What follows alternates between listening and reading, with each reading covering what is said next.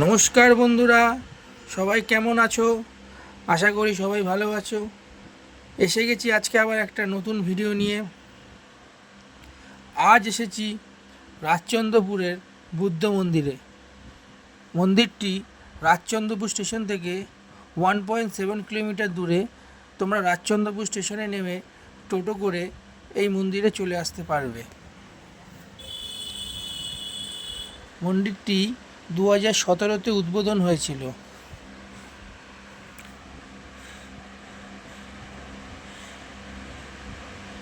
মন্দিরটি খুবই সুন্দর। এইদিকে আমরা এখন দেখতে পাচ্ছি গৌতম বুদ্ধের বিভিন্ন কার্যক্রমের চিত্রায়িত করা আছে।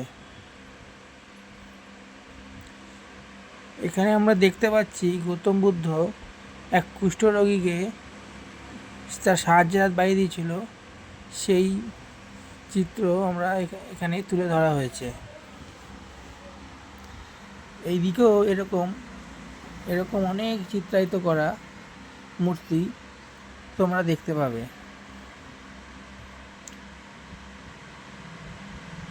এবং প্রত্যেক এই মূর্তিগুলোর বাইরে বর্ণনা দেওয়া আছে কিসের সম্বন্ধে এই মূর্তিগুলো চিত্রায়িত করা।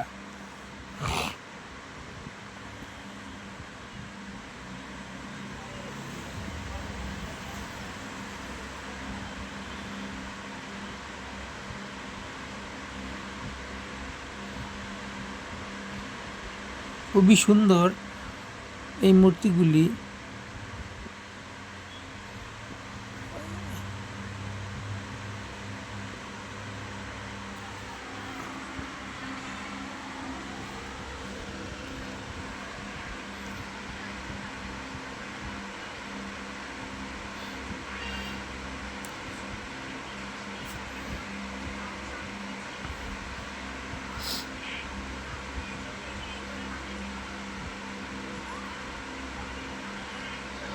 এই দিক থেকে উপরে ওঠা যাবে, সেই দিকে সিঁড়ি আছে। এই সিঁড়ির সামনে চলে এসেছি। এখানে জুতো খুলে উপরে উঠতে হবে। সিঁড়িতে সুন্দর আলপনা দেওয়া। এখানেও একটা আলপনা সুন্দর দেখতে পাচ্ছি। এখানে মন্দিরের যে নিয়মাবলী সেটা এখানে লেখা আছে।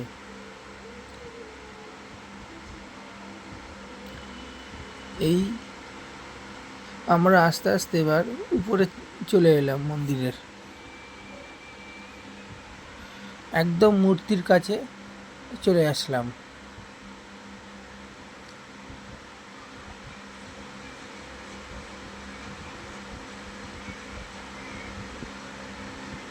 একদম মূর্তির কাছে চলে আসলাম। দেখুন কি বড় আর কি সুন্দর এই বুদ্ধ মূর্তিটি।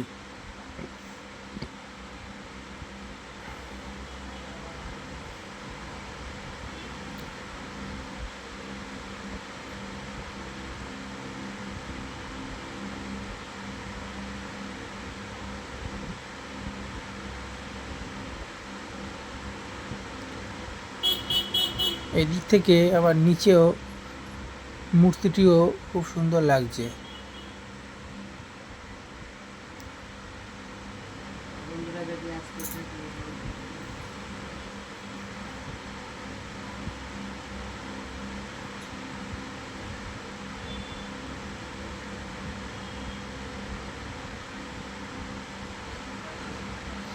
দেখছো বন্ধুরা কত সুন্দর এই মূর্তিটি।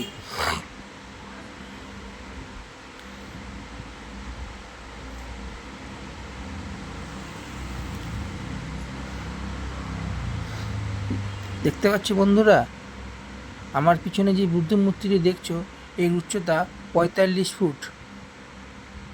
এই মূর্তিটি 45 ফুট উচ্চতা। মূর্তিটি খুবই সুন্দর। আমার এই ভিডিওটি যদি তোমাদের ভালো লেগে থাকে তো অবশ্যই ভিডিওটি লাইক করে দেবে ও চ্যানেলটা সাবস্ক্রাইব করতে ভুলবে না। সবাই ভালো থেকো, সুস্থ থেকো, এই কামনা রইল। আবার দেখা হবে নতুন কোনো ভিডিও নিয়ে।